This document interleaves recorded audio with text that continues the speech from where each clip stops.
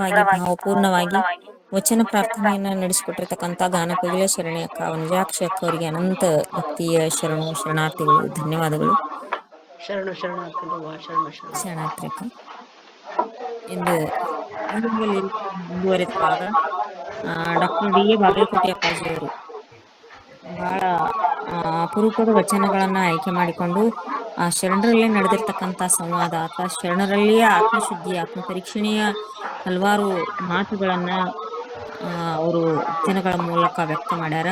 ಅವುಗಳನ್ನ ಮತ್ತು ಅವರಲ್ಲಿ ನಡೆದಿರ್ತಕ್ಕಂಥ ಅನುಭವಿಕ ನೆಲೆಯೊಳಗೆ ನಡೆದಿರ್ತಕ್ಕಂಥ ಸಂವಾದವನ್ನ ಬಹಳ ಮಂದಿ ಜನರ ವಚನಗಳನ್ನ, ಶರಣರ ವಚನಗಳನ್ನು ತೆಗೆದುಕೊಂಡು ನಮಗ ಶಿವಯೋಗದ ಸಾಧನೆಯ ಹಾದಿಯನ್ನ, ಪ್ರಭುಲಿಂಗ ಲೀಲೆಯ ವಿಚಾರಗಳನ್ನ ನಮ್ಮೆಲ್ಲರ ಮುಂದೆ ತಿಳಿಯಪಡಿಸ್ತಕ್ಕಂಥ ಡಾಕ್ಟರ್ ಡಿ ಎ ಬಾಗಲಕೋಟೆ ಅಪ್ಪ ಅವರಿಗೆ ಈ ವೇದಿಕೆಗೆ ತುಂಬ ಹೃದಯದಿಂದ ಮತ್ತೊಮ್ಮೆ ಸ್ವಾಗತವನ್ನ ಕೋರಿ ಅವರು ಉಪನ್ಯಾಸವನ್ನ ಮುಂದಿನ ಭಾಗದಲ್ಲಿ ಉಪನ್ಯಾಸವನ್ನ ಆರಂಭ ಮಾಡಬೇಕು ಅಂತ ಹೇಳಿ ಕೇಳ್ತೀನಿ. ಮತ್ತು ಉಪಸ್ಥಿತ ನಾಡಿನ ಎಲ್ಲ ಶರಣ ಬಂಧುಗಳಿಗೆ ಶರಣಾರ್ಥಿಗಳು ಸ್ವಾಗತ, ಸುಸ್ವಾಗತ.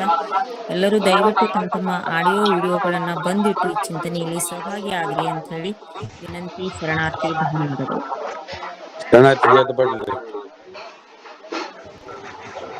ಓಂ ಶ್ರೀ ಗುರು ಬಸವಲಿಂಗಾಯ ನಮಃ. ನಿನ್ನಿನ ದಿವಸ ನಾವು ಗೊಗ್ಗೆಯನ ಗತಿಯನ್ನು ಮುಗಿಸಿದ್ದೀವಿ ನಾವು. ಅದರಿಂದ ಇವತ್ತು ಮತ್ತೊಂದು ಗತಿ ಪ್ರಾರಂಭ ಮಾಡಿರೋದು. ಇದು ಮುಕ್ತಾಯಕ್ಕನ ಗತಿ.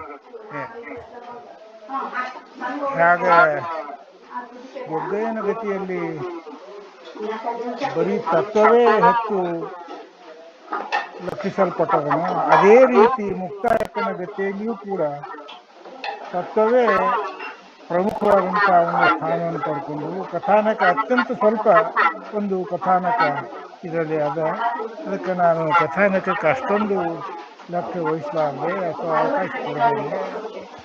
ಮುಖ್ಯವಾಗಿ ಒಂದು ತಾತ್ವಿಕ ಒಂದು ನೆಲೆಯಲ್ಲಿ ಈ ಗತಿ ಹೇಗೆ ರೂಪುಗೊಂಡದ ಅನ್ನೋದನ್ನು ನಾನು ನಿಮಗೆ ಇವತ್ತು ಹೇಳ್ತೇನೆ. ಇದಕ್ಕೆ ಎರಡು ವಚನಗಳನ್ನು ಬಸವನವರು ಕೊಟ್ಟ.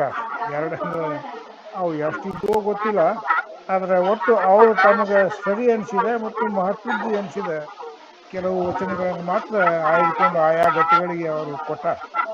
ಅಂದರೆ ಇಲ್ಲಿ ಎರಡು ವಚನಗಳದಾವ ನೋಡಿ. ಈ ಒಂದು ಗತಿ ಒಳಗೆ ಎರಡು ವಚನಗಳಾವ. ಮೊದಲನೇ ವಚನ ಹಿಂಗದ ನೋಡಿ, ಮುಕ್ತಾಯಕ್ಕನ ಗತಿ. ಇದು ಮುಕ್ತಿಯಿಂದನೇ ಪ್ರಾರಂಭ ಆಗ್ತದೆ ಈ ವಚನ. ಮುಕ್ತಿಗೆ ಮುಖವಾಗಿ ಯುಕ್ತಿಗೆ ಹೊರಗಾಗಿ ಅರಿವಿಂಗೆ ಅರಿವಾಗಿಪ್ಪ ಭೇದವು ನನಗೆ ಕಾಣ ಬಂದಿತ್ತು ನೋಡ. ನಿನ್ನೊಳಗ ನೊರೆದು ನೋಡಿದಡೆ ಒರೆಯಿಲ್ಲದ ಚಿನ್ನದ ಪರಿಮಳ ಎನ್ನ ಮನವನಾವರಿಸಿ ಪರಮ ಸುಖದ ಪರಿಣಾಮವನ್ನೊಳಕೊಂಡಿತ್ತು ನೋಡ. ಈ ಕುರುಹಿನ ಮೊಳೆಯ ಬರಿಯ ಬಯಲಲ್ಲಿ ನಿಲ್ಲಿಸಿ ನಿರವ ನೋಡಿ ಕೂಡ ನಮ್ಮ ಗುಹೇಶ್ವರನ ಚರಣ ಅಜಗಣ್ಣನೊಳಗೆ ನೀನು ನಿರಾಳ ಸಂಗಿಯಾಗಿ ಅನ್ನೋದು ಇದು ಮೊದಲನೆಯ ವಚನ. ಈ ವಚನ ನನಗೆ ಎಲ್ಲಿ ಯಾವ ಒಂದು ಸಂಗ್ರಹ ಅಂದರೆ ರಕ್ತದ ಏನು ಸಂಗ್ರಹ ಏನು ಕೊಟ್ಟಾರಲ್ಲ ಅದರಲ್ಲಿ ಪ್ರಮಾಣವತವಾಗಿ ಈ ವಚನ ಸಿಗಲಿಲ್ಲ. ಆದರೂ ಕೂಡ ನಾವು ಇದನ್ನು ಇಲ್ಲಿ ಬಸವನಾರಾಯಣರ ಒಂದು ಒಪ್ಪಿ ಕೊಟ್ಟಾರನ್ನ ನಾವು ಅದನ್ನು ಒಪ್ಪತ್ತೀವಿ. ನನಗೆ ಅದೇ ಶಿವಯೋಗದ ಒಂದು ಪರಮ ಒಂದು ಲಕ್ಷ್ಯ ಏನು ಅಂತಂದರೆ ಮೋಕ್ಷ. ಮೋಕ್ಷ ಅಂದರೆ ಏನು ಅಂತಂದರೆ ಜನನ ಮರಣಗಳಿಂದ ಒಂದು ಬಿಡುಗಡೆ ಹೊಂದೋದು. ಆಗ ಭವದಿಂದ ಬಿಡುಗಡೆ ಹೊಂದುವಂಥ ಒಂದು ಕ್ರಿಯೆ ಏನದ ನೋಡ್ತೀವಿ, ಅದು ಶಿವಯೋಗ ಆಚರಣೆ. ಅದು ಜನನವನ್ನು ಮತ್ತು ಮರಣವನ್ನು, ಹುಟ್ಟಿದ್ರೆ ಸಾಯಬೇಕಾಗ್ತದೆ, ಲೋಕಜೀವಿಗಳಿಗೆ ಸತ್ರ ಹುಟ್ಟಬೇಕಾಗ್ತದೆ. ಆದರೆ ಶಿವಯೋಗಿಗಳೇ ಹಂಗಲ್ಲ, ಅವ್ರು ಹುಟ್ಟುವುದು ಸರಿ, ಆದರೆ ಮರಣವನ್ನು ಅವರು ದೂರೀಕರಿಸಿ ಮರಣವನ್ನು ತೆಗೆದು ಹಾಕಿ ಚಿರಂತನತೆಯಲ್ಲಿ ಪರಶಿವನಲ್ಲಿ ಸಮರಸ ಆಗ್ತಾರೆ ಅನ್ನೋ ಕಾರಣದಿಂದಾಗಿ ಅವರಿಗೆ ಮರಣ ಆಗಿರೋದಿಲ್ಲ ಅನ್ನೋದ್ರಿಂದ ಪುನರ್ಜನ್ಮವೂ ಇರೋದಿಲ್ಲ ಅನ್ನೋದು ಅಲ್ಲಿ ಬರ್ತದೆ. ಆಗ ಈ ಒಂದು ಮುಕ್ತಿಗೆ ಮುಖವಾಗಿ ಯುಕ್ತಿಗೆ ಹೊರಗಾಗಿ ಅರಿವಿಂಗೆ ಅರಿವಾಗಿಪ್ಪ, ಇವು ಎರಡು ಶಬ್ದ ಬಹಳ ಮಹತ್ವದ.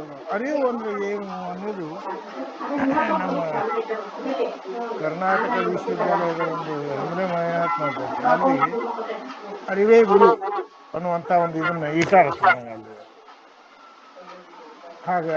ಹಾಗಾದ್ರೆ ಇದು ಅಲ್ಲಮ ಪ್ರಭುಗಳಿಂದ ತೆಗೆದುಕೊಂಡಂತಹದ್ದೇ.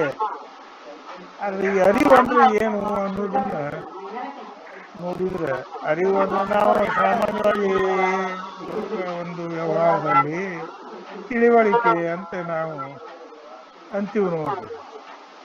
ಇದು ಸಾಮಾನ್ಯ ತಿಳುವಳಿಕೆ ಏನೋ ಹೌದು, ಆದ್ರೆ ಅರಿವು ಅನ್ನೋದೇನದಲ್ಲ, ಇದು ಅಂತರಂಗದ ತಿಳುವಳಿಕೆ. ತಿಳಿವು ಅಂದ್ರೆ ಪರಶಿವನನ್ನು ಕೂಡುವ ದಾರಿಯಲ್ಲಿ ನಾವು ಏನನ್ನ ಕಾಣ್ತೀವೋ ಅದೇ ಅರಿವು.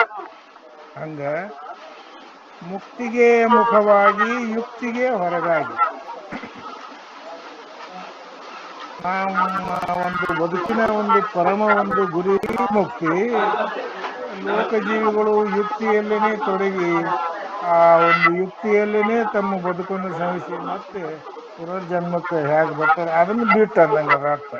ಮುಕ್ತಿಗೆ ಮುಖವಾಗಿ ಯುಕ್ತಿಗೆ ಹೊರಗಾಗಿ ಅಂದ್ರೆ ಪುನರ್ಜನ್ಮವನ್ನು ನಾವು ಬಿಡುವಂಥ ಒಂದು ವಿಚಾರದಿಂದ ಅಥವಾ ತೆಗೆದು ಹಾಕುವ ವಿಚಾರದಿಂದ ಅರಿವಿಂಗೆ ಅರಿವಾಗಿಪ್ಪ ಭೇದವು.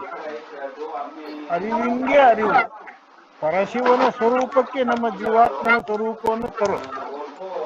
ಈ ಅರಿವಿಂಗೆ ಅರಿವು ಏನದ ನೋಡ್ರಿ, ಆ ಅರಿವಿಂಗೆ ಅರಿವಾಗಿಪ್ಪ ಈ ಭೇದ, ಲೋಕಜೀವಿಗಳಿಗೂ ಶಿವಗಳಿಗೂ ಇರುವಂತ ಈ ಭೇದ ಏನೈತೆ ನೋಡ್ರಿ, ಅದು ಅರಿವಿಂಗೆ ಅರಿವಾಗಿಪ್ಪ ಭೇದವು ನನಗೆ ಕಾಣ ಬಂದಿತ್ತು ನೋಡ.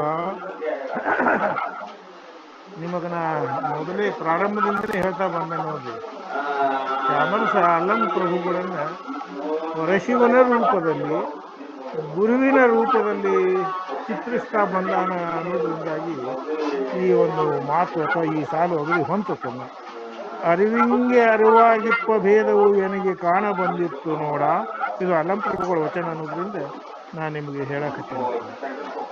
ನಿನ್ನೊಳಗ ಹೊರೆದು ನೋಡಿ, ಪರಶಿವನಲ್ಲಿ ನಾನು ಅಂದ್ರೆ ನಾನು ಜೀವಾತ್ಮ ಸ್ವರೂಪದ ನಾನು, ನಿನ್ನೊಳಗಾನು ಹೊರೆದು ಅಂದ್ರೆ ಕೂಡಿಕೊಂಡು ನೋಡಿದರೆ ಅಲ್ಲೇ ನಾನು ನಿಂತಂದ್ರೆ ನನಗ ಈ ಯಾವ ಒಂದು ಲೌಕಿಕದ ಸ್ಪರ್ಶನೇ ಇರುವುದಿಲ್ಲ.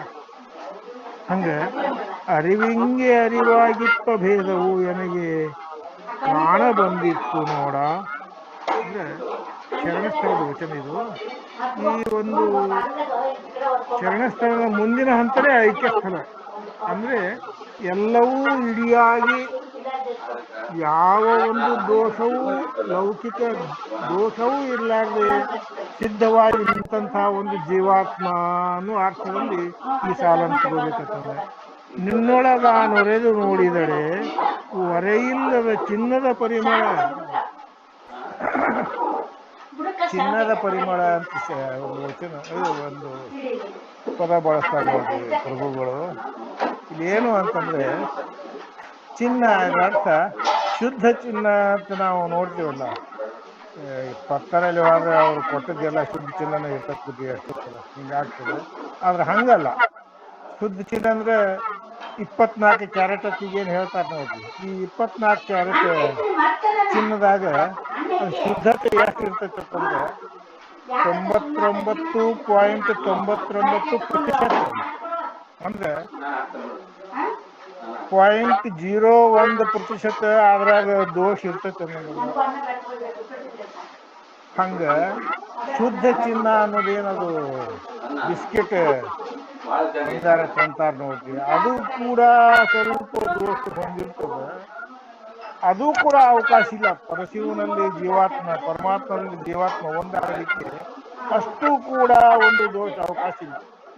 ಹಂಗ ನಿನ್ನೊಳಗ ನೊರೆದು ನೋಡಿದಡೆ ಹೊರೆಯಿಲ್ಲದ ಚಿನ್ನದ ಪರಿಮಳ. ಹೊರೆಯಿಲ್ಲದ ಅಂದ್ರೆ ಕಾಂತಿ ಇಲ್ಲದ ಚಿನ್ನದ ಪರಿಮಳ.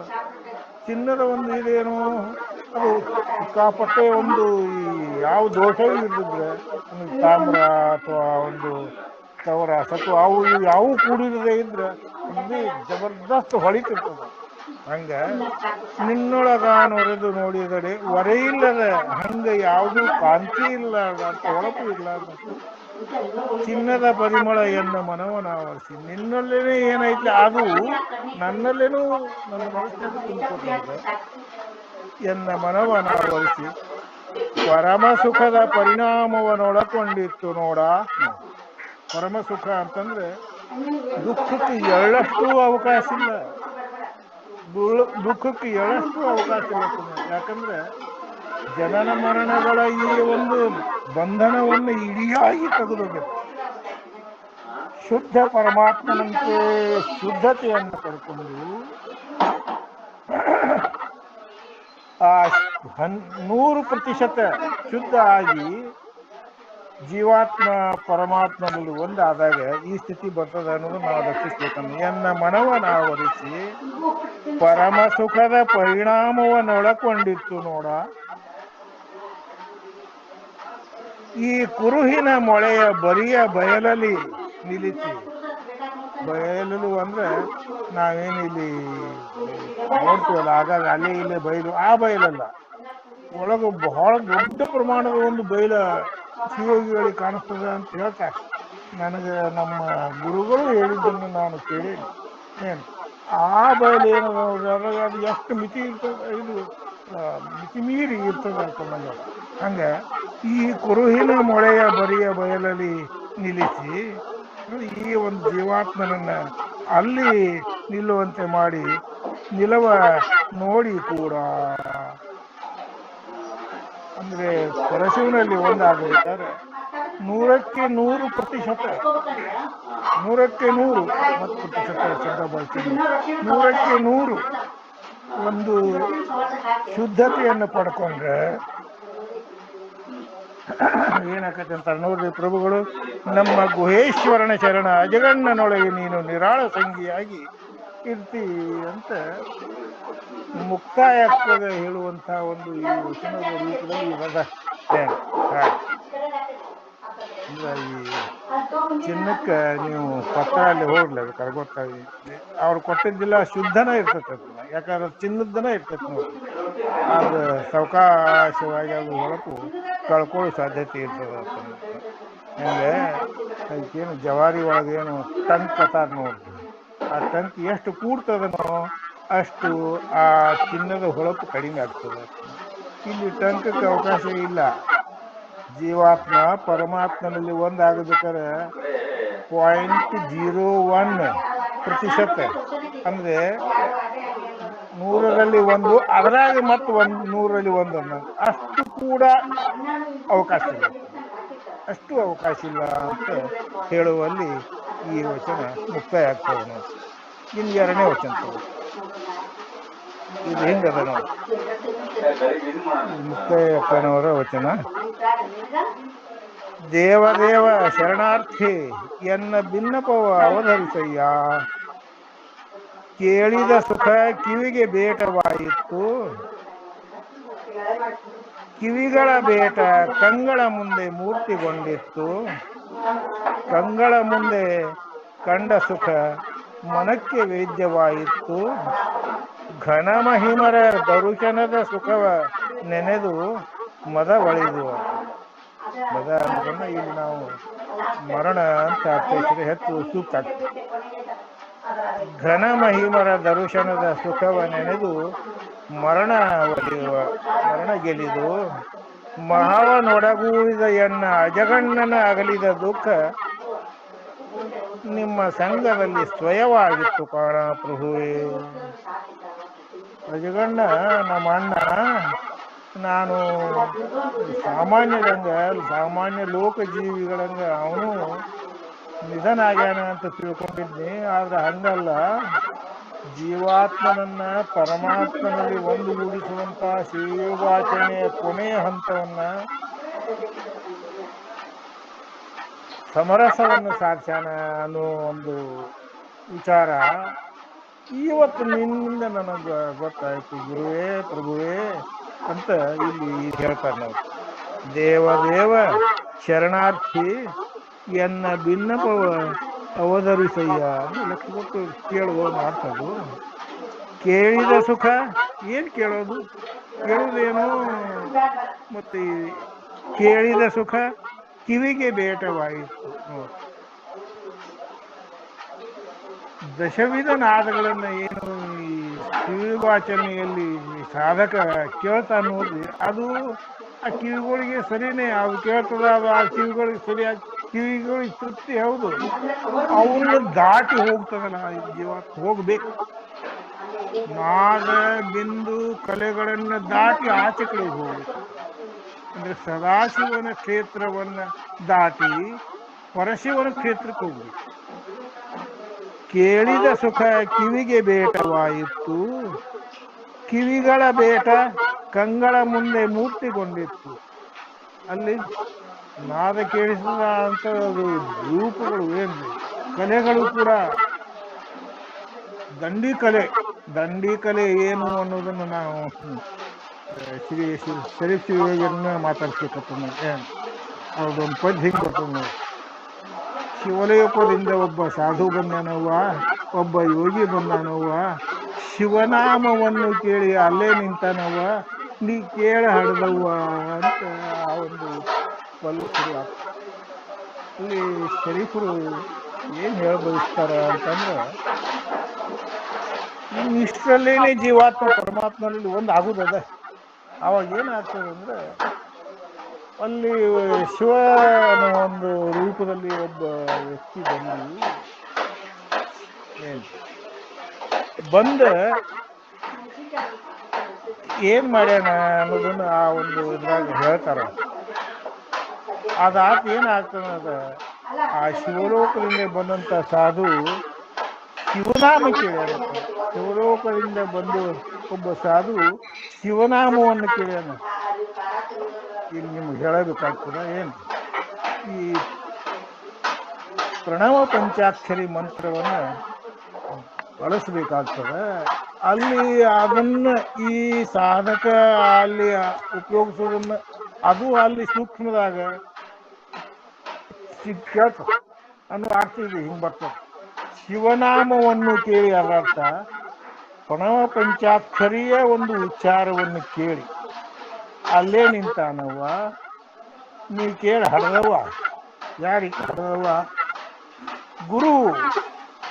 ಗುರುವಿಗೆ ಶಿಷ್ಯ ಮಗಾನೆ, ಗುರು ತಾಯಿ ಅವ ಶಿಷ್ಯ ಮಗ. ಹಂಗ ನಾ ನಿಮ್ಗೆ ಮೊನ್ನೆ ಹೇಳಿ ನೋಡ್ರಿ, ನಮ್ಮ ಗುರುಗಳು ತಮ್ಮ ಶಿಷ್ಯಂದ್ರನ್ನ ಕರ್ಕೊಂಡು ತಿರ್ಗಾದಾಗ ಒಂದು ಕಾರ್ಯಕ್ರಮದಾಗ ನಿಂತಾಗ ಮುರುಗೋಡು ಮಾತಾಡ್ತಿನವರು ಅಲ್ಲಿ ಗಾಡಿ ಬಂದು ಕಾರಲ್ಲೇ ಬಂದು ನಿಂತಾಗ, ಯಪ್ಪ ಇವರು ನಿನ್ನ ಮೊಮ್ಮಕ್ಕಳು ನೋಡಪ್ಪ, ಇದೇನು ಅಂತ ಆ ಮಂದಿ ಬಂದಿತ್ತ, ಮುರುಗೋಡು ಅಜ್ಜವ್ರು ಎಲ್ಲಿ, ಅವರು ಮಕ್ಕಳು ಎಲ್ಲಿದು, ಮೊಮ್ಮಕ್ಕಳು ಎಲ್ಲಿದು, ಹಿಂಗ ಈ ಶಿವಯೋಗಾಚರಣೆಗೆ ಸಂಬಂಧಿಸಿದಂಗ ನಮ್ಮ ಗುರುಗಳು ಮುರುಗೋಡು ಅಜ್ಜವ್ರ ಮಗ, ಅವರು ಶಿಷ್ಯರು ಏನೈತಿ ಅವರು ಅಜ್ಜನವ್ರ ಮೊಮ್ಮಕ್ಕಳು. ಹಂಗ ಈ ಒಂದು ಗುರು ಅನ್ನೋದೇನದ ನೋಡ್ರಿ ತಾಯಿ. ಅದಕ್ಕೆ ನೀ ಕೇಳ ಹಡ್ದವ್ವ ಅನ್ನೋದೇನೈತಿ ನೋಡ, ಅವು ಅಂದ್ರೆ ಅದರ್ಥ ಗುರುವಿಗೆ ತನ್ನ ಅಂತರಂಗದ ಅನುಭವವನ್ನ ಸಾಧಕ ಹೇಳಕತ್ತಾನ. ಹಂಗ ಬರ್ತದ ಏನ್ ಅಲ್ಲೇ ಚರಿತ್ರೆಯನ್ನು ಅಲ್ಲೇ ಬಿಡುನು. ದೇವ ಶರಣಾರ್ಥಿಯನ್ನ ಭಿನ್ನಪವ ಅವಧರಿಸಯ್ಯ, ಕೇಳಿದ ಸುಖ ಕಿವಿಗೆ ಬೇಟವಾಯಿತು, ಕಿವಿಗಳ ಬೇಟ ಕಂಗಳ ಮುಂದೆ ಮೂರ್ತಿಗೊಂಡಿತ್ತು, ಕಂಗಳ ಮುಂದೆ ಕಂಡ ಸುಖ ಮನಕ್ಕೆ ವೇದ್ಯವಾಯಿತು, ಘನ ಮಹಿಮರ ದರ್ಶನದ ಸುಖವ ನೆನೆದು ಮದ ಒಳಿದು. ಅಂದ್ರೆ ಮರಣವನ್ನು ಗೆಲ್ಲಿದು. ಇದೊಂದು ಶಬ್ದ ಬರ್ತದೆ ನೋಡಿ, ಏನದು? ಘನ ಮಹಿಮರ ದರ್ಶನ. ಯಾರು ಇವರು ಘನ ಮಹಿಮರು ಅಂದ್ರೆ, ಈ ಸದಾಶಿವನ ಕ್ಷೇತ್ರದಲ್ಲಿ ಏನು ಅವ್ರು ಮುಂದುವರಿತಾ ಇರ್ತಾರೆ, ಅಲ್ಲಿ ದೇವಾದಿ ದೇವತೆಗಳನ್ನ ಸಾಧಕ ಕಾಣ್ತಾನೆ. ಹಿಂದಿನ ಋಷಿ ಮುನಿಗಳು ಎಷ್ಟೋ ಜನ ಸದಾಶಿವನಲ್ಲಿ ವ್ಯಾಪ್ತ ಆದವರು ಅವರು ಸಿಗ್ತಾರೆ ಅಥವಾ ಕಾಣಿಸ್ತಾರೆ ಅನ್ನೋದು ಏನು ಬರ್ತದೆ ನೋಡ್ರಿ. ಅದನ್ನು ಈ ಒಂದು ಶಬ್ದ ಹೇಳ್ತದೆ. ಘನ ಮಹಿಮರ ಅನ್ನೋದ್ರ ಅರ್ಥ ಕಂಗಳ ಮುಂದೆ ಕಂಡ ಸುಖ ಮನಕ್ಕೆ ವೇದ್ಯವಾಯಿತು, ಘನ ಮಹಿಮರ ದರುಶನದ ಸುಖವ ನೆನೆದು.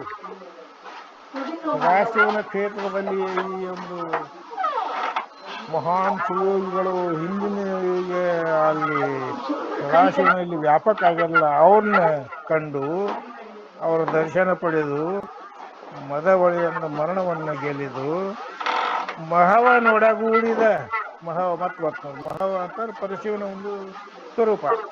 ಮಹವನೊಡಗೂಡಿದ ಎನ್ನ ಅಜಗಣ್ಣನ ಅಗಲಿದ ದುಃಖ ನಿಮ್ಮ ಸಂಘದಲ್ಲಿ ಸ್ವಯವಾಗಿತ್ತು ಕಾಣ ಪ್ರಭು. ನಾನು ತಿಳ್ಕೊಂಡದ್ದ ಬೇರೆ, ಅದು ನಿಜವಾಗಿ ಇದ್ದದ್ದ ಬೇರೆ ಅನ್ನೋದನ್ನ ನಾನು ಇವತ್ತು ನಿಮ್ಮ ಒಂದು ಈ ಮಾತಿನಿಂದ, ನಿಮ್ಮ ಒಂದು ಅರ್ಥ ವಿವರಣೆಯಿಂದ, ನಿಮ್ಮ ಒಂದು ಉಪದೇಶದಿಂದ ನಾ ಅದನ್ನು ತಿಳ್ಕೊಂಡೆ ಅಂತ ಹೇಳುವಲ್ಲಿ ಮುಕ್ತಾಯಪ್ಪನವರ ಒಂದು ಈ ವಚನ. ಹಿಂಗೆ ಈ ಒಂದು ವಚನ ಈ ಗತಿಗೆ ಪೂರಕವಾಗಿ ಈ ಎರಡೂ ವಚನಗಳು ಇರ್ತಾವ. ಇಲ್ಲಿ ಸುಮ್ಮನೆ ನಿಮಗೆ ಅಲ್ಲಮ ಪ್ರಭುಗಳು ಇನ್ನೊಂದು ವಚನವನ್ನು ನಾನು ನಿಮ್ಗೆ ಹೇಳ್ತೀನಿ, ಅದಕ್ಕೆ ಮುಂದೆ ಬರ್ತದ ಅಲ್ಲಿ, ಅದಕ್ಕೆ ಈಗ ಆ ವಚನ ಹೇಳಿದರೆ ಅನುಕೂಲ ಅನ್ನೋ ಕಾರಣದಿಂದಾಗಿ ಅದನ್ನು ಹೇಳ್ತೇನೆ ನೋಡಿ. ಕಿಚ್ಚಿನೊಳಗೆ ಹುರಿದ ಹುಳಿಯಂತಾದೆನಯ್ಯ, ಬೆಂದ ನುಲಿಯ ಸಂದಿಕ್ಕಿ ಮತ್ತೊಂದು ಮಾಡಬಾರದಯ್ಯ, ಗುಹೇಶ್ವರ ನಿಮ್ಮ ನಿಲುವಿನ ಪರಿಯುಂಟಯ್ಯ ಅಂತ ಬರ್ತದೆ. ಏನಿದು ಕಿತ್ತ? ಹೊರಗಿನ ಕಿತ್ತು ತಗೊಂಡು ಮೊದಲು ಹೊರಗಿನ ಕಿತ್ತಂದ್ರೆ ಸಿಕ್ಕಾಪಟ್ಟೆ ಒಂದು ಬೆಂಕಿ ಕೆಂಡ ತಯಾರಾಗಿ ಇದ್ದಾಗ ಅದ್ರಾಗ ಈ ಕಡ್ಡಿ, ಹುಲ್ಲು ಕಡ್ಡಿ, ಹುಳ್ಳಿ ಅಂದ್ರೆ ಹುಲ್ಲು ಕಡ್ಡಿ ಅಂತಂದಾಗ, ಅಥವಾ ಒಂದು ಗಿಡದ ಒಂದು ಎಲೆಯಿಂದ ಒಂದು ಸಣ್ಣ ಎಳಿ ಒಣಗಿ ಬಿದ್ದಿರ್ತದ ನೋಡ್ರಿ, ಅದನ್ನು ನಾವು ಕಿಚ್ಚಿನೊಳಗೆ ಹಾಕಿದೇವ ಕ್ಷಣಾರ್ಧದಲ್ಲಿ ಸುಟ್ಟು ಹೋಗಿಬಿಡ್ತದೆ. ಅದನ್ನು ಇಲ್ಲಿ ಮೊದಲೇ ಸಾಲ ಕಿಚ್ಚಿನೊಳಗೆ ಹುರಿದ ಹುಳ್ಳಿಯಂತಾದೆನಯ್ಯ, ಜೀವಾತ್ಮ ಪರಮಾತ್ಮನಲ್ಲಿ ಒಂದುಗೂಡುವ ಸ್ಥಿತಿಯಲ್ಲಿ ಪ್ರಸಂಗದಲ್ಲಿ ನನ್ನ ಎಲ್ಲಾ ಒಂದು ಈ ಭೌತಿಕ ಒಂದು ಅಂಶಗಳು ಸುಟ್ಟು ಹೋದವು. ಕಿಚ್ಚಿನೊಳಗೆ ಹುರಿದ ಹುಳ್ಳಿಯಂತಾದೆನಯ್ಯ. ಇನ್ನೊಂದು ತಗೋತಾರೆ ದೃಷ್ಟಾಂತ, ಬೆಂದ ನುಲಿಯ ಸಂದಿಕ್ಕಿ ಮತ್ತೊಂದು ಮಾಡಬಾರದಯ್ಯ. ಇದು ನೇಕಾರಿಕೆಗೆ ಸಂಬಂಧಿಸಿದಂತ ಒಂದು ಇದು.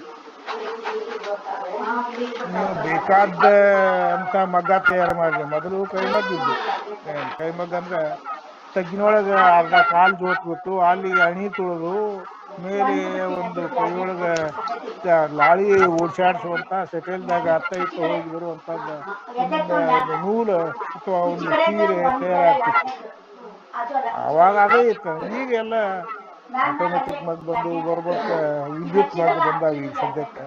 ಹಿಂಗಾಗಿ ಅದು ಈ ನೂಲು ಮಾತ್ರ ಇರಲೇಬೇಕು, ಅದು ಇಲ್ದ ಸಾಧ್ಯ ಆಗೋದು. ಅದಕ್ಕೆ ಹಾಸು ಮತ್ತು ಹೊಕ್ಕು ಎರಡು ಇರ್ತಾವಂತ ಹೇಳ್ತಾರೆ. ಹಾಸು ಅಂದ್ರೆ ಉದ್ದವಾಗಿ ಒಂದು ಜಾಡಿ ಅಂತ ಒಂದು ನೂಲಿನ ಒಂದು ಇದು ಇರ್ತದೆ, ಪಟ್ಟಿ ಉದ್ದದು, ಅದು ಹಾಸು. ಆ ನಂತರ ಲಾಳಿ ಒಂದು ಎಳಿ ತಗೊಂಡು ಅತ್ತ ಇತ್ತ ಸೆಟೆಲ್ದಾಗ ಓಡಾಡ್ಸಿರ್ತದೆ. ಅದನ್ನ ಹಿಂಗೆ ಓಡಾಡಿದಂಗೆ ಅದ್ರ ಜೊತೆಗೇನೆ ಕೆಳಗೆ ಕಾಲಾಗ ಅಣಿ ತುಳಿದು ಆ ಒಂದು ಲಾಳಿಯಿಂದ ಬಟ್ಟೆ ತಯಾರಾಗುವಂತ ಒಂದು ಕ್ರಿಯೆ ಅದು ನಡೀತದೆ. ಅದಕ್ಕೆ ಈ ಒಂದು ಖಂಡಿಕೆ ಏನಿರ್ತದೆ ನೋಡ್ರಿ, ಸುಮಾರು ಅಜ್ಮಾಸ್ ಅದು ಲಾಳಿ ಒಳಗೆ ಕೂಡ್ಬೇಕಾದ್ರೆ ಅದು ಅರ್ಧ ಇಂಚು ದಪ್ಪ ಇರ್ತದೆ. ಈಗ ಸ್ವಲ್ಪ ದಪ್ಪ ಬಂದದ್ದು ಲಾಳಿ, ಈಗ ಅರ್ಧ ಇಂಚ್ ಅಥವಾ ಅದಕ್ಕಿಂತ ಸ್ವಲ್ಪ ಹೆಚ್ಚು ದಪ್ಪ ಇದ್ರೆ ಆ ಲಾಳಿ ಒಳಗೆ ಕೂತು ಅದನ್ನ ಎಳಿ ಕೋಣಿಸಿ ಅದನ್ನ ಈ ನೇಕಾರಿಕೆ ಒಂದು ಭಾಗ ಆಗಿ ಅದನ್ನ ಅತ್ತ ಇತ್ತ ಓಡ್ಸಾಡಿದ್ರೆ ಅಲ್ಲಿ ಬಟ್ಟೆ ತಯಾರಿ ಆಗ್ತದೆ ನೋಡ್ರಿ. ಹಂಗ ಆ ಲಾಳಿಯನ್ನ ಏನು ಲಾಳಿ ಏನು ಒಳ್ಕೊಂಡಿರ್ತದ ನೋಡ್ರಿ, ಅದಕ್ಕೆ ಖಂಡಿಕೆ ಅಂತ. ಆ ಖಂಡಿಕೆ ಒಂದು ಎಳೆ ಇರ್ತದ, ಅದು ಎಳಿ, ಆ ಎಳೆಯನ್ನ ನಾವು ಜೋಪಾನವಾಗಿ ಕಾಪಾಡಬೇಕು. ಅಕಸ್ಮಾತ್ ಆ ಎಳಿ ನಮ್ಮಿಂದ ತಪ್ಪಿಸ್ಕೋತಂದ್ರೆ ಹುಡುಕಾಡೋದಕ್ಕೆ ಭಾಳ ಟೈಮ್ ಆಗ್ತೈತಿ. ನೀವು ನೋಡ್ತೀವಿ ಎಳಿ ಸಿಗುದೇ ಇಲ್ಲ.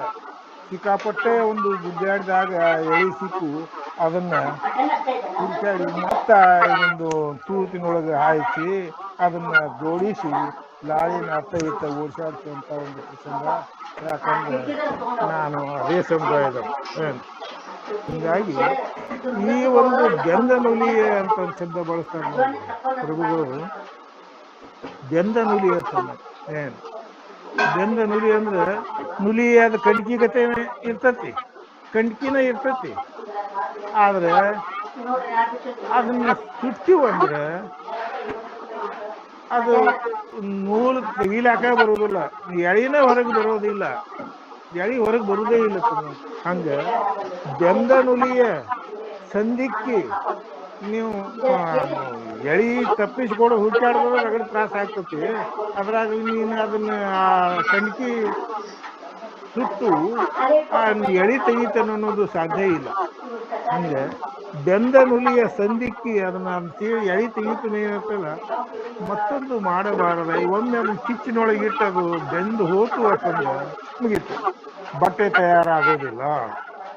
ಬಟ್ಟೆ ತಯಾರಾಗೋದ್ರಂದ್ರೆ ಜನನದ ಮರಣದ ಇಂದ ಕೂಡಿದಂತ ಒಂದು ಬದುಕಿನ ಬಟ್ಟೆ ತಯಾರಾಗೋದಿಲ್ಲ ಅಂತ ಬೆಂದ ನುಲಿಯ ಸಂದಿಕ್ಕಿ ಮತ್ತೊಂದು ಮಾಡಬಾರದಯ್ಯ. ಮತ್ತೆ ನೂಲು ತೆಗೆದು ಮತ್ತೆ ಲಾಳಿ ಜೋಡಿಸೋದು, ಮತ್ತೆ ಅದನ್ನ ಸತೇಲಿ ಹಚ್ಚಿ ಅತ್ತ ಇತ್ತ ಓಡಾಡ್ಸಿ ಮತ್ತೆ ಬಟ್ಟೆ ನೇಯುವುದು ಬೇಡ ಬೇಡ. ಬದುಕಿನ ಬಟ್ಟೆಯೇ ಬೇಡ. ಕಿಚ್ಚಿನೊಳಗೆ ಹುರಿದ ಹುಳ್ಳಿ ಅಂತ ಅದೇನಯ್ಯ. ಬೆಂದ ನುಲಿಯ ಸಂದಿಕ್ಕಿ ಅಂದ್ರೆ ಸೀಡಿ ಅದನ್ನ ತೆಗೆದು ಎಳಿ ತೆಗೆದೇನು ಮತ್ತೊಂದು ಮಾಡಬಾರದಯ್ಯ. ಕಿಚ್ಚಿನೊಳಗೆ ಇಟ್ಟತಂದ್ರೆ ಅದನ್ನ ಎಳಿ ತೆಗಿಲಕ್ ಸಾಧ್ಯ ಇಲ್ಲ, ಅದನ್ನ ಬಿಡ್ಬೇಕಪ್ಪ.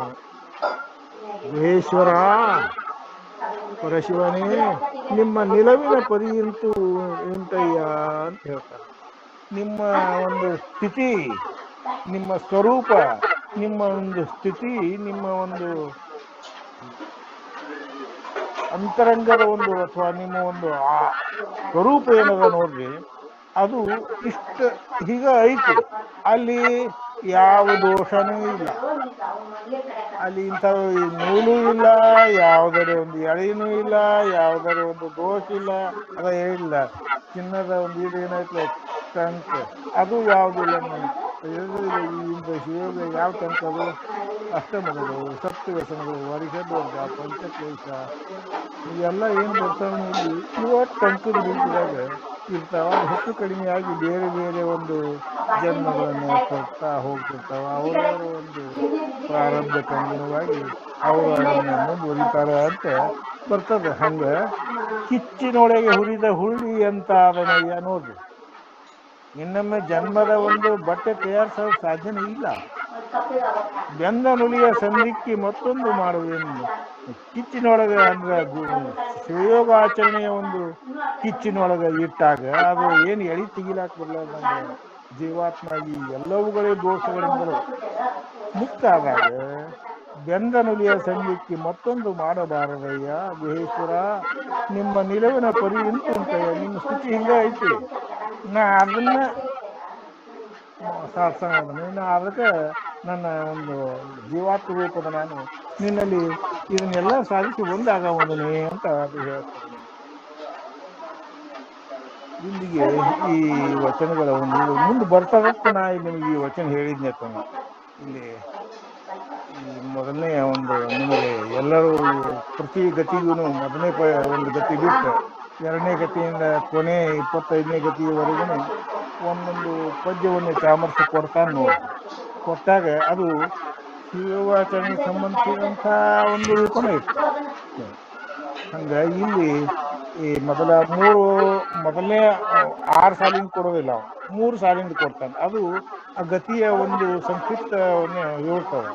ಗತಿಯನ್ನು ಸಂಕ್ಷಿಪ್ತವಾಗಿ ನಾ ಏನು ಹೇಳ್ಬೇಕಂತ ಮಾಡೀನಿ ಅನ್ನೋದನ್ನ ಅದು ಹೇಳ್ತದೆ. ಆ ನಂತರ 6 ಸಾಲಿಂದ ಒಂದು ವಚನ, ಇದು ಒಂದು ಪದ್ಯ ಕೊಡ್ತಾನೆ ನಾವು. ಹಂಗೆ ಈ 3 ಸಾಲಿಂದ ಏನೈತಿ ಅಂತಂದ್ರೆ ಭಕ್ತಿಯನ್ನು ಮುಕ್ತಾಯಿಗರುಹಿಸಿ ಚಾಮರ್ಸ್ ಹೇಳೋದು. ಭಕ್ತಿಯನ್ನು ಮುಕ್ತಾಯಿಗರುಹಿಸಿ ಮುಕ್ತನಾದ ಅಜಗಣ್ಣನ ಇರವನು ಎತ್ತದಲ್ಲಿ ವಿರಚಿಸಿದ ನೆಮ್ಮಯ ಗುರು ಗುಹೇಶ್ವರನು.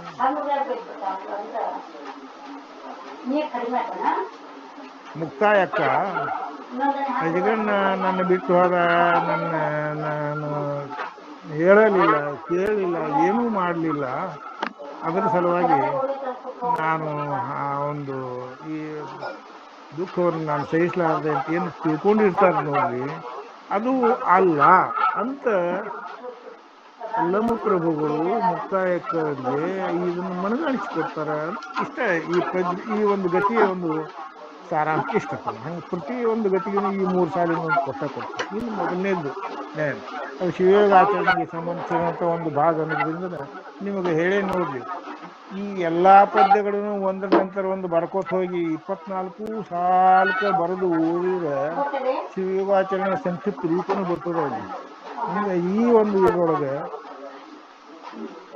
ಮೊದಲನೇ ಪದ್ಯ ಹಿಂಗದ ನೋಡಿ, ನೆಟ್ಟ ನರಿಯೊಳೆ ಗುಪ್ತ ಭಕ್ತಿಯ ಬಂತ ನೋಡಿ. ಮತ್ತೆ ಗುಪ್ತ ಭಕ್ತಿಯ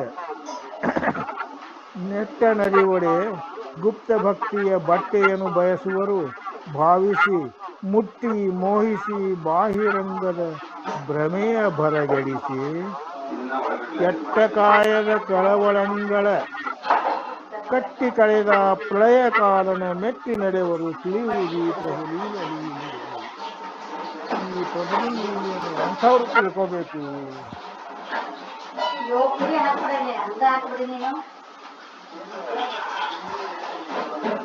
ಈ ಪ್ರಭುಲಿಂಗ ಲೀಲೆಯನ್ನ ಯಾರು ತಿಳ್ಕೋಬೇಕು, ಯಾರು ಈ ಪ್ರಭುಲಿಂಗ ಲೀಲೆಯನ್ನು ಓದಬೇಕು, ಕೇಳಬೇಕು ಅಂತಂದ್ರೆ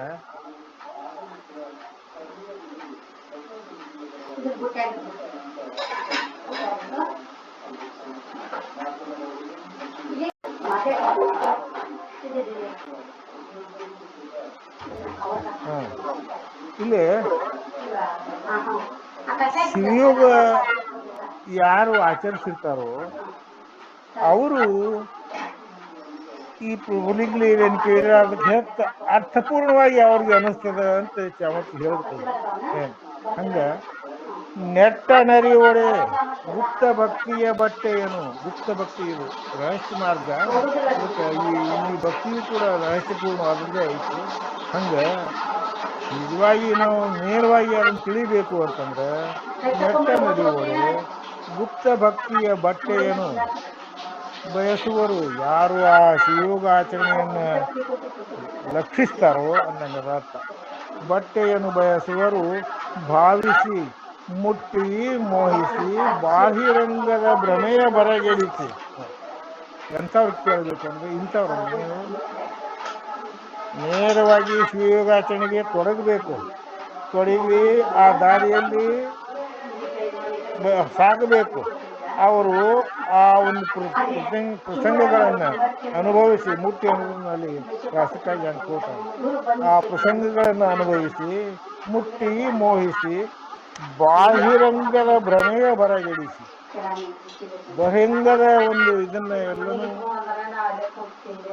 ತ್ಯಜಿಸಿ. ನಿಮ್ಗೆ ತಿಳಿಸುವುದು ಹೆಂಗೆ, ನೀವು ಪ್ರಾರಂಭದಿಂದನೂ ನಾ ಇದನ್ನ ಹೇಳ್ಕೊತೇನೆ, ಮನೋಲಯ ಸಾಧಿಸ್ಬೇಕನ್ನಂಗೆ. ಮನೋಲಯ ಸಾಧಿಸಬೇಕಿದ್ರೆ ಮಾರ್ಗಕ್ಕೆ ಸಾಧ್ಯನೇ ಆಗೋದಿಲ್ಲ ಅನ್ನೋದು. ಮುಟ್ಟಿ ಮೋಹಿಸಿ ಬಾಹಿರಂಗದ ಭ್ರಮೆಯ ಬರಗೆಡಿಸಿ, ಬಹಿರಂಗವನ್ನ ಪಂಚೇಂದ್ರಿಯಗಳ ಮುಖಾಂತರ ಬಹಿರಂಗದ ಒಂದು ವಸ್ತು ಜ್ಞಾನ ಮಾಡ್ಕೋದು ಏನದ ನೋಡಿ, ಅದನ್ನು ಬಿಟ್ಟಬೇಕಂತ ನಾವು ಮನೋಲಯ ಮಾಡ್ಕೋಬೇಕು. ನೆಟ್ಟ ನರಿಯೊಡೆ ಗುಪ್ತ ಭಕ್ತಿಯ ಬಟ್ಟೆಯನ್ನು ಬಯಸುವರು ಭಾವಿಸಿ ಮುಟ್ಟಿ ಮೋಹಿಸಿ ಬಾಹಿರಂಗದ ಭ್ರಮೆಯ ಬರಗೆಡಿಸಿ ಕೆಟ್ಟ ಕಾಯದ ಕಳವಳಂಗಳ ಕಟ್ಟಿ ಕಳೆದ ಪ್ರಳಯ ಕಾರಣ ಮೆಟ್ಟಿ ನಡೆವರು ತಿಳಿಯುವುದೇ ಪ್ರಭುಲಿಂಗ ಲೀಲೆ. ಸ್ಪಷ್ಟವಾಗಿ ಅಂಥವ್ರಿಗೆ ನನ್ನ ಪ್ರಭುಲಿಂಗ ಲೀಲೆ ಹೆಚ್ಚು ಸ್ಪಷ್ಟ ಆಗ್ತದೆ ಅಂತ ಹೇಳ್ತಾನೆ. ಕೆಟ್ಟ ಕಾಯದ ಕಳವಳಂಗ, ಇಲ್ಲಿ ಶರೀರ ಏನದ ನೋಡಿ, ಅದು ಈ ಶಿವಯೋಗಕ್ಕೆ ಬಹಳ ಅಡಚಣೆ ಮಾಡ್ತದೆ. ಅದಕ್ಕೆ ನಾವು ಪ್ರಾಸಕ್ಕಾಗಿ ನಾವು ಶಬ್ದ ತಗೊಂಡಾಗಿದ್ರೆ ಕೆಟ್ಟ ಕಾಯದ ಕಳವಳಂಗಳ, ಈ ಶರೀರ ಹಿಂಗ ಇರ್ತತಿ ಅಥವಾ ಅದು ಹಿಂಗ ಹೇಳಕ್ ಹೋದಲ್ಲ ಮುಂದೆ, ಅಲ್ಲಿ ಹಿಂಗ ಈ ಅಂತರಂಗ ಇದು ಕರಣಗಳು, ಅಂತಃಕರಣಗಳು, ಚಿತ್ತ, ಮನಸ್ಸ, ಬುದ್ಧಿ, ಅಹಂಕಾರ ಏನದಾವ ನೋಡ್ರಿ, ಇವು ನಮ್ಮನ್ನ ಹೆಂಗ ಯಾಕಡೆ ಯಾವಾಗ ಒಯ್ತಾವ್ ಹೇಳಕ್ ಬರುದಿಲ್ಲ. ಅವು ಹಿಂಗ ನಮ್ಮನ್ನ ಊರ್ನಿ ಯಾವ ದಾರಿಗೆ ಓಡಿಸ್ತಾವ ಏನ್ ಮಾಡ್ತಾವ ಹೇಳಕ್ ಸಾಧ್ಯ ಇಲ್ಲ ಹಂಗ ಕೆಟ್ಟ ಕಾಯದ. ಅದಕ್ಕೆ ಈ ಶರೀರ ಬಹಳ ಸುಮಾರು ಇದು ಹೆಂಗರೆ ಮಾಡಿ ಇದನ್ನ ನಮ್ಮನ್ನ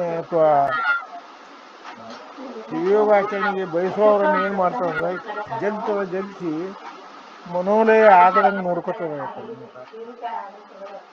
ಕೆಟ್ಟ ಕಾಯದ ಕಳವಳಂಗಳ ಅಂದ್ರೆ ಇಲ್ಲಿ ಒಂದು ರೀತಿಯ ದುಃಖ ಭಾವ ಒಂದು ಅಥವಾ ಒಂದು ಗೊಂದಲ ಅಂತ ನಾವು ಅನ್ಬೇಕಾಗ್ತದೆ. ಕೆಟ್ಟ ಕಾಯದ ಕಳವಳಂಗಳ ಕಟ್ಟಿ ಅಂದ್ರೆ ಮನೋಲಯ ಸಾಧಿಸಿ ಅನ್ನೋದ. ಕೆಟ್ಟ ಕಾಯದ ಕಳವಳಂಗಳ ಕಟ್ಟಿ ಕಳೆದು ಆ ಪ್ರಳಯ ಕಾಲನ ಮೆಟ್ಟಿ. ಪ್ರಳಯ ಅಂದ್ರೆ ಏನಂದ್ರೆ ಮೊನ್ನೆ ನಿಮಗೆ ಪ್ರಾರಂಭದಾಗ ಒಂದ್ ಮಾತು ಹೇಳಿ ನೋಡಿ. ಪ್ರಳಯ ಅಂದ್ರೆ ನಾಶ ಅಥವಾ ಸಾವು. ಪ್ರತಿ ಕ್ಷಣವೂ ಈ ಭೂಮಿ ಮೇಲೆ ಪ್ರಳಯ ಜರುಗತ್ತಿತ್ತು. ಯಾಕಂದ್ರೆ ಯಾವುದೇ ಒಂದು ಜೀವಿ ಸಾಯತಿತ್ತು.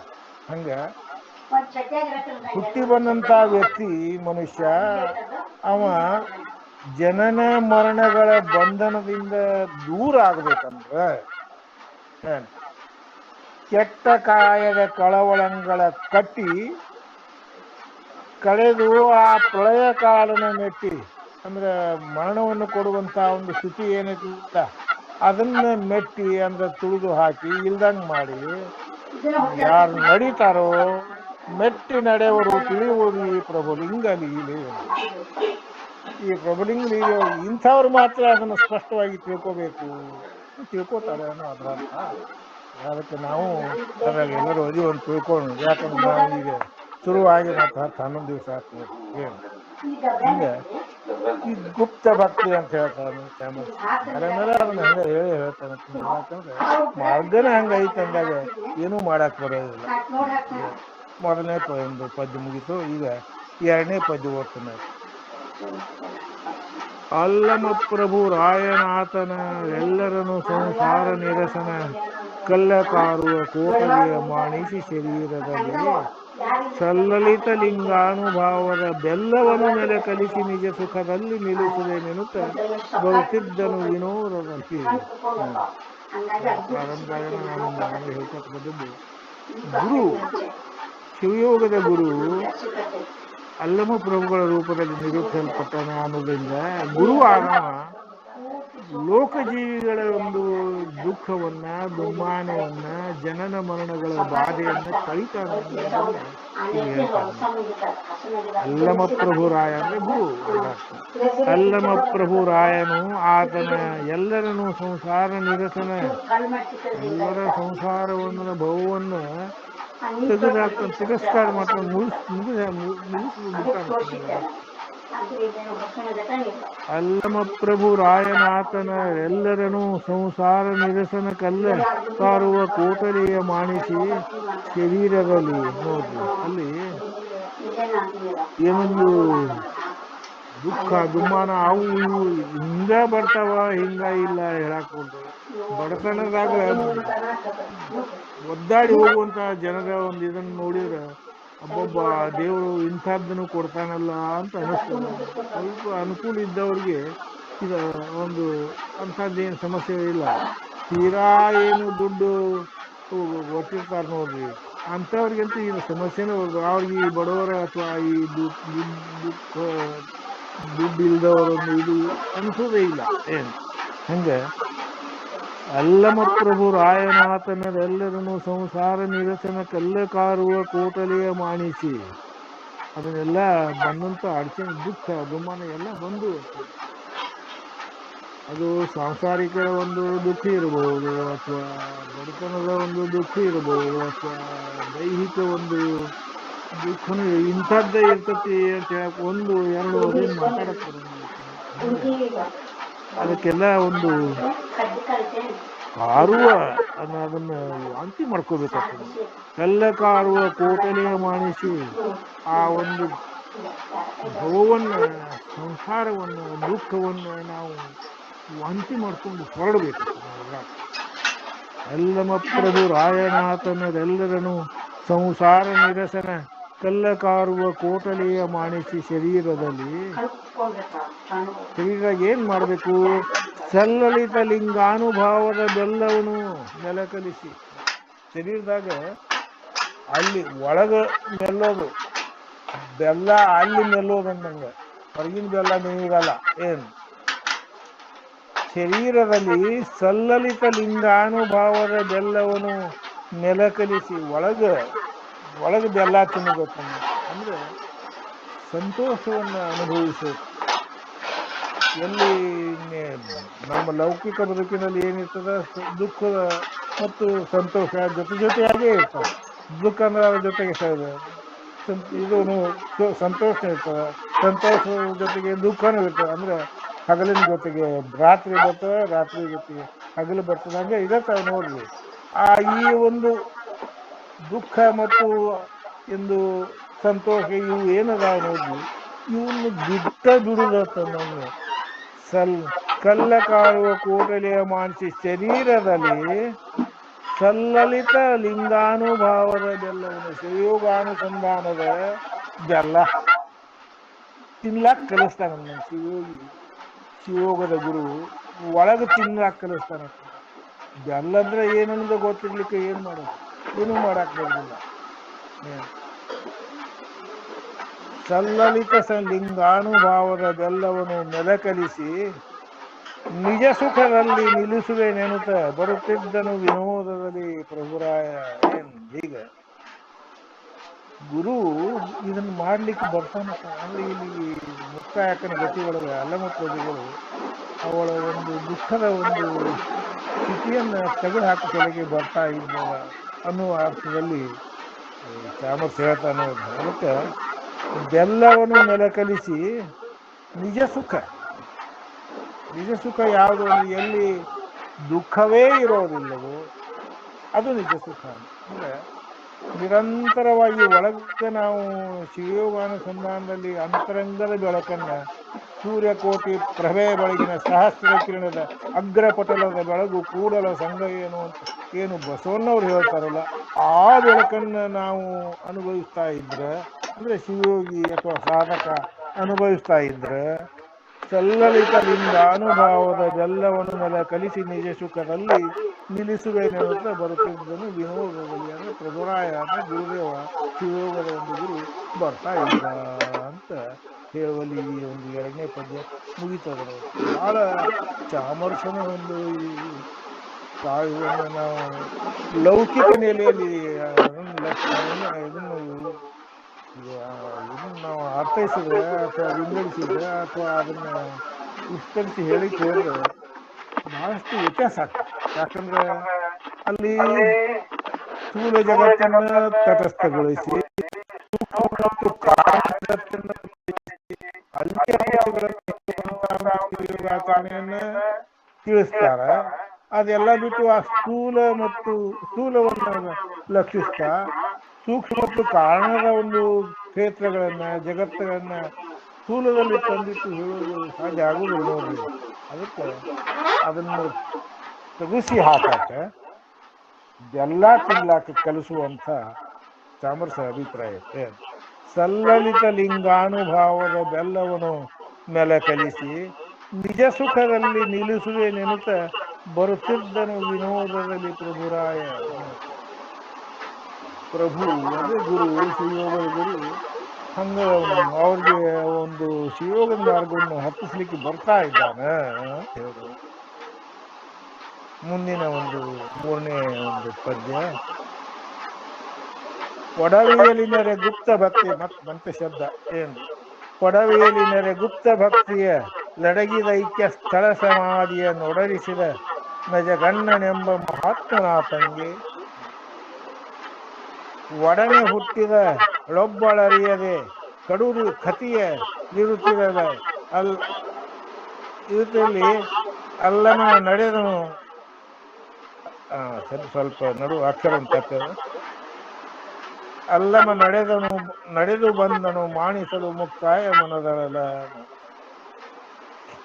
ಈ ಭೂಮಿ ಒಳಗ ಈ ಅಗೋಲಿಂಗ ಲೀಲೆಯ ಒಂದು ವಸ್ತುವನ್ನ ಚಾಮರಸ ಪ್ರತಿಪಾದನೆ ಮಾಡಬೇಕಾಗ್ಯದ. ಪ್ರತಿಪಾದನೆಯ ಭಾಗವಾಗೇನೆ ಅಲ್ಲಮ ಪ್ರಭುಗಳನ್ನ ಮುಕ್ತಾಯಕ್ಕನ ಹತ್ತರ ಕರ್ಕೊಂಬರ್ತಾನೆ ನೋಡ್ರಿ. ಈ ಗತಿಯ ವಸ್ತು ಹಂಗಾರೆ ಏನು ಅಂತಂದ್ರೆ, ಲೋಕಜೀವಿಗಳಿಗೂ ಮತ್ತು ಮುಕ್ತರಿಗೂ ಇರುವ ವ್ಯತ್ಯಾಸ ಏನು ಅನ್ನೋದನ್ನು ಹೇಳಬೇಕಾಗುತ್ತೆ.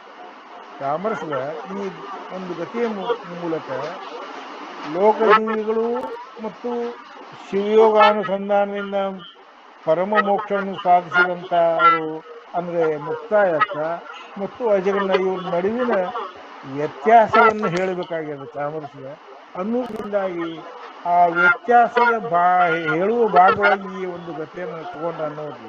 ಹಂಗ ಈ ಪ್ರಭುದೇವರು ಅಂದ್ರೆ ಅಲ್ಲಮ ಪ್ರಭುಗಳು ಗುರು, ಶಿವಯೋಗದ ಗುರು ಯಾಕೆ ಇಲ್ಲಿ ಬಂದ್ರು ಅನ್ನೋದನ್ನ ಈ ಒಂದು ಪದ್ಯದಾಗ ಹೇಳ್ತಾನೆ. ಪಡವೇಲಿನರ ಗುಪ್ತ ಭಕ್ತಿಯಲ್ಲಿ ಅಡಗಿದ ಐಕ್ಯಸ್ಥಳ ಸಮಾಧಿಯ ನೊಡರಿಸಿದನ ಅಜಗಣ್ಣನೆಂಬ. ಅಲ್ಲಿ ಅಜಗಣ್ಣ ಸಾಧಿಸಾರ. ಏನ್ ಸಾಧಿಸಾರ ಅಂತಂದ್ರೆ, ಈ ಒಂದು ಜೀವಾತ್ಮನನ್ನ ಅಂತರಂಗದ 4 ಕರ್ಣಗಳನ್ನು ಶುದ್ಧಗೊಳಿಸಿ ಜೀವಾತ್ಮ ಪರಮಾತ್ಮನಂತೆ 100ಕ್ಕೆ 100ರಷ್ಟು ಶುದ್ಧ ಆಗುವಂಗ ಮಾಡಿ, ಆ ಜೀವಾತ್ಮ ಪರಮಾತ್ಮನಲ್ಲಿ ಒಂದಾಗುವಂತೆ ಮಾಡಿ ಆ ಸಾಧನೆಯನ್ನ ಅಜಗಣ್ಣ ಸಾಕ್ಷಾರ ಅನ್ನೋದ್ರಿಂದಾಗಿ ಇದನ್ನ ತಿಳಿಸುವ ಸಲುವಾಗಿ ಇಲ್ಲಿ ಮುಕ್ತಾಯಕ್ಕನ ಒಂದು ಮನದ ಒಂದು ದುಃಖವನ್ನು ತೆಗೆಯುವ ಸಲುವಾಗಿ ಪ್ರಭುಗಳು, ಅಲ್ಲಂ ಪ್ರಭುಗಳು ಬರ್ತಾ ಇದ್ರು. ಪಡವೇಲಿನೆರೆ ಗುಪ್ತ ಭಕ್ತಿಯ ಲಡಗಿದ ಐಕ್ಯ ಸ್ಥಳ ಸಮಾಧಿಯ ನೊಡರಿಸಿದ. ನೋಡ್ರಿ, ಅಜಗಣ್ಣ ಆ ಐಕ್ಯ ಸ್ಥಳವನ್ನು ಮುಟ್ಟಿ ಪೂರಾ ಒಂದು ತಮ್ಮ ಸ್ಥಿತಿಯನ್ನು ಸಾಧಿಸಿ ಭವದಿಂದ ದೂರ ಆಗ್ಯಾರ, ಜನನ ಮರಣಗಳಿಂದ ದೂರ ಆಗ್ಯಾರ, ಮತ್ತೊಮ್ಮೆ ಹುಟ್ಟು ಬರುವ ಪ್ರಸಂಗವನ್ನು ತಪ್ಪಿಸ್ಕೊಂಡಾರ. ಅಂತ ಅಜಗಣ್ಣ ಎಂಬ ಮಹಾತ್ಮನು ಆ ತಂಗಿ ಒಡನೆ ಹುಟ್ಟಿದಳೊಬ್ಬಳು. ಅಜಗಣ್ಣನಿಗೆ ತಂಗಿಯಾಗಿ ಹುಟ್ಟಿದಂತ ಮುಕ್ತಾಯಕ್ಕ ಒಡನೆ ಹುಟ್ಟಿದ ಒಬ್ಬಳು ಅರಿಯದೆ ಕಡು ಕಥೆಯಲ್ಲಿ ಹುಟ್ಟಿದಳು. ಬಹಳ ದುಃಖದಿಂದ ಆಕೆ. ಏನು ನಾವು ಇಲ್ಲಿ ನೋಡ್ತೀವಿ ನೋಡ್ರಿ, ಲೌಕಿಕರ ಒಂದು ಬದುಕಿನಲ್ಲಿ ಅಷ್ಟ ಇದನ್ ಮಾಡ್ಯಾನ, ಅದನ್ನ ಮಾಡ್ಯಾನ, ಯಾರನ್ನೂ ಏನ್ ಕೇಳಿಲ್ಲ ಹೇಳಿಲ್ಲ, ಹಂಗ ಜೀವದೂತ ಎಲ್ಲಿದ್ ಏನ್ ಇಟ್ಟಾನೋ ಏನೋ, ಮನಿ ಯಾರ ಹೆಸರಲ್ಲೇ ಬರ್ದಾನೇನೋ, ಅಂಗಡಿ ಯಾರ ಹೆಸರಲ್ಲೇ ಬರ್ದಾನೇನೋ, ಬಂಗಾರ ಯಾರಿಗೆ ಕೊಟ್ಟಾನೋ, ಯಾರಿಗೆ ಸಾಲ ಕೊಟ್ಟಾನೋ ಏನೋ, ಇದನ್ನ ಚರ್ಚೆ ಮಾಡ್ತಿರ್ತಾರೆ ಮಂದಿ ಇವತ್ತು. ಹಂಗ ಈ ಲೌಕಿಕರ ಒಂದು ಇದು ಏನು ಬರ್ತದ ನೋಡ್ರಿ, ಅದು ಇದಲ್ಲ. ಒಡನೆ ಹುಟ್ಟಿದಳು ಒಬ್ಬಳು ಮುಕ್ತಾಯಕ್ಕ ಅರಿಯದೆ ಕಡು ಕಥೆಯಲ್ಲಿ ಇರುತ್ತಿರಲು ಬಹಳ ದುಃಖದಾಗ ನಿಮಗೆ. ಯಾಕಂದ್ರೆ ನಮ್ಮ ಅಣ್ಣ ಅಜಗಣ್ಣ ಏನೂ ಹೇಳಲಿಲ್ಲಲ್ಲ, ಹಂಗೆ ಹೋಗ್ಬಿಟ್ಟಲ್ಲ, ಏನಾದ್ರು ನನಗೆ ಹೇಳಬೇಕಾಗಿತ್ತು, ನನಗೆ ಬಹಳ ದುಃಖ ಆಗ್ಯದ ಅಂತ ಈ ಅಳ್ತಿರ್ತಾರ ನೋಡ್ರಿ. ಅದ್ರಾಗ ಯಾರು ಹೊರಗಿನವ್ರು ಬಂದ್ಮೇಲೆ ಚಲೋ ಆಳ್ತಾರತ್ತ ಏನ್. ಹಂಗೆ ಒಡನೆ ಹುಟ್ಟಿದಳೊಬ್ಬಳು ಅರಿಯದೆ ಕಡು ಕಥೆಯಲ್ಲಿರುತ್ತಿರಲು ಅಲ್ಲಮ ನಡೆದು ಬಂದನು ಮಾಣಿಸಲು ಮುಕ್ತಾಯ ಮನಗಳನ್ನು. ಮುಕ್ತಾಯಕ್ಕನ ಈ ಒಂದು ಮನದ ದುಃಖವನ್ನ ತೆಗೆದು ಹಾಕುವ ಸಲುವಾಗಿ, ಅಥವಾ ಅದನ್ನ ಆ ಒಂದು ಮಾರ್ಗವನ್ನು ಹಚ್ಚಿ ಅವಳು ಕೂಡ ಅಜಗಣ್ಣನಂತೆ ಈ ಮೋಕ್ಷದ ದಾರಿಯಲ್ಲಿ ಚಲಿಸಲಿಕ್ಕೆ ಮಾಡುವ ರೀತಿಯಲ್ಲಿ ಅಲ್ಲಮ ಪ್ರಭುಗಳು ಬಂದ್ರು ಅಂತ ಚಾಮರಸ ಹೇಳ್ತಾನೆ. ಚಾಮರಸನ ಉದ್ದೇಶ ಈ ಗತಿಯಿಂದ ಹೇಳುವ ಒಂದು ಉದ್ದೇಶನೇ ಅದೇ. ಲೋಕಜೀವಿಗಳು ಮತ್ತು ಶಿವಯೋಗಿಗಳು ಏನೇ ವ್ಯತ್ಯಾಸವನ್ನು ಹೊಂದಿರ್ತಾರೆ, ಇವ್ರಿಗೆ ಲೌಕಿಕ ಒಂದು ಅಂಶ ಜಾಸ್ತಿ ಒಂದು ಆಸಕ್ತಿ ಇರ್ತದೆ. ಅಲ್ಲಿ ಎಲ್ಲವನ್ನೂ ಬಿಟ್ಟು ಹೋದಂತ ಪರಶಿವನನ್ನೇ ಒಂದು ಆಸ್ತಿಯನ್ನಾಗಿ ಮಾಡಿಕೊಂಡಂತ ಶಿವಯೋಗಿಗಳ ರೂಪದಲ್ಲಿ ಅಜಗಣ್ಣ ಹೋಗ್ಯಾರ ಅಂತ ಹೇಳುವಲ್ಲಿ ಈ ಪದ್ಯ ಮುಗಿತದ. ಸಮಯ ಆಯಿತು ಅನ್ನೋ ಕಾರಣದಿಂದಾಗಿ ನಾನು ಇದನ್ನ ಇಲ್ಲಿಗೆ ಮುಗಿಸಿ ನಾಳೆ ಮತ್ತೆ ಮುಂದುವರಿಯುತ್ತೆ ನೋಡಿ. ಎಲ್ಲರಿಗೂ ಶರಣಾರ್ಥಿಗಳು.